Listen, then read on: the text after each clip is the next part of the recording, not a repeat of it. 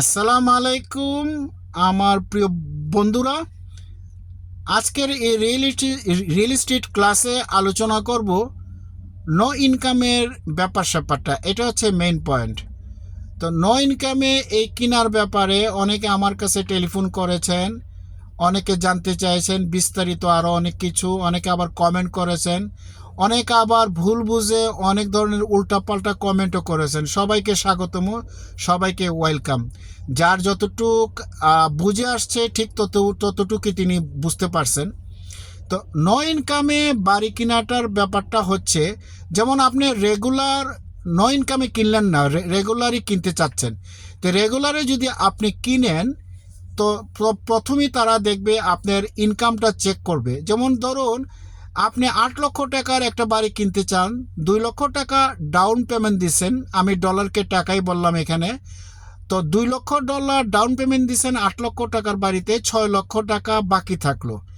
এই 6 লক্ষ টাকার জন্য আপনি যখন লোনের অ্যাপ্লিকেশন করতে যাবেন, তখন সেখানে মিনিমাম $80,000 থেকে $1 লক্ষ ইয়ারলি একটা ইনকাম পার্মানেন্ট থাকতে হবে।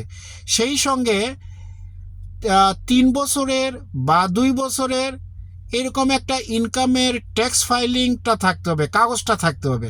আপনি বললেন যে আমার ইনকাম তো এখন $1 লক্ষ, না, এটা হবে না।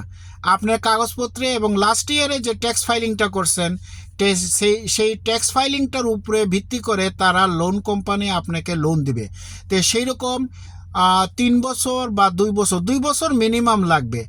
এখন প্রশ্ন হচ্ছে, আপনার ইনকাম এখন $30,000 $40,000, তাই আপনি এই 8 লক্ষ টাকার বাড়ির জন্য 2 লক্ষ টাকা ডাউন পেমেন্ট দেওয়ার পরে 6 লক্ষ টাকার যে লোনটা আপনার হবে, সেই লোনটা কিন্তু আপনার এই ইনকামে কাভার আপ করবে কিনা এটা লোন অফিসার ক্যালকুলেশন করবে। তো এখন যতটুক জানা যায় যে আপনার যদি মিনিমাম এই 6 লক্ষ টাকা যদি আপনার লোন নেন বা মর্গেজ নেন, তা আপনার তো মিনিমাম আয় থাকতে হবে প্রতি বছর কমপক্ষে $80,000। তারপরে যা হয় $1 লক্ষ, এরকম একটা টাকা থাকতে হবে প্লাস মাইনাস। তা এখন তো আপনার এই টাকা তো ইনকাম নাই, বা এই টাকার মধ্যে তা আপনি কোনো আয় করেন নাই লাস্ট 3 বছরে, লাস্ট 2 বছরে, এবং এখনও আপনি যে আয়টা করতেছেন সেটা $30,000 $40,000 টাকা বা $20,000 ইয়ারলি, বা ধরেন আরও কম, এরকম কোনো কিছু। তা এখন আপনি বাড়ি কিনবেন কিভাবে? এই কনফিউশনটা অনেকেই আমাকে করছেন। তো কনফিউশনটা ভাঙার জন্য এই যে কথাটা বললাম, এই বাড়িটা তো আপনি কিনতে পারতেছেন না, কারণ আপনি তো সেই রকম আয় নাই, পার্মানেন্ট কোনো আয়ও নাই, আর এবং আপনি বিগত 3 বছর বা 2 বছর যাবৎ এরকম কোনো ট্যাক্স ফাইলিং করেন নাই যে ট্যাক্স ফাইলিংটাকে আপনার $80,000 দেখাইছেন, বা ধরেন আপনার এই $1 লক্ষ আপনি শো করছেন, এটা তো আপনি করেন নাই। তো এখন আপনি এই বাড়িটা কিনবেন কিভাবে? এই বাড়িটা কিনবার জন্য ওই যে নো ইনকামের যে প্রসেসটা, সেই প্রসেসটা করতে হবে। এই যে এইখানে যে ট্যাক্স ফাইলিংয়ের যে ব্যাপারটা, বার্ষিক ইনকামের যে ব্যাপারটা, এটা হচ্ছে প্রধান গুরুত্বপূর্ণ ব্যাপার বা ম্যাটার। তে আপনারা সবাই আশা করি জিনিসটা বুঝতে পারছেন।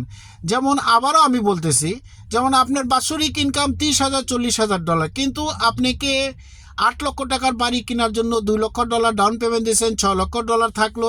এই $6 লক্ষ উপরে আপনি তো কোনো লোন পাচ্ছেন না রেগুলারলি।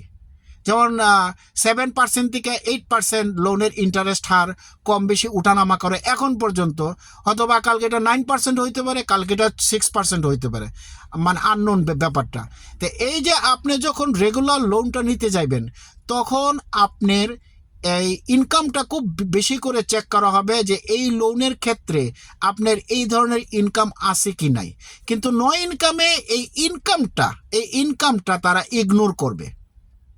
নো ইনকামে তারা এই ইনকামটা তারা ইগনোর করবে। বাট আপনি রেগুলার ইনকাম করতেছেন কিনা, আপনার ক্রেডিট স্কোরটা ভালো আছে কিনা, এবং আপনার ব্যাংকের লেনদেনটা আছে কিনা, এটা তারা চেক করবে। আর 30-40% তারা ডাউন পেমেন্ট নেবে। আশা করি কনফিউশনটা কিছুটা পরিষ্কার হয়েছে। যদি না বুঝে থাকেন তবে আমাকে কমেন্টে জানাবেন। আমি যতটুকু পারি আপনাদেরকে হেল্প করব। ওকে, আল্লাহ হাফেজ, আসসালামু আলাইকুম।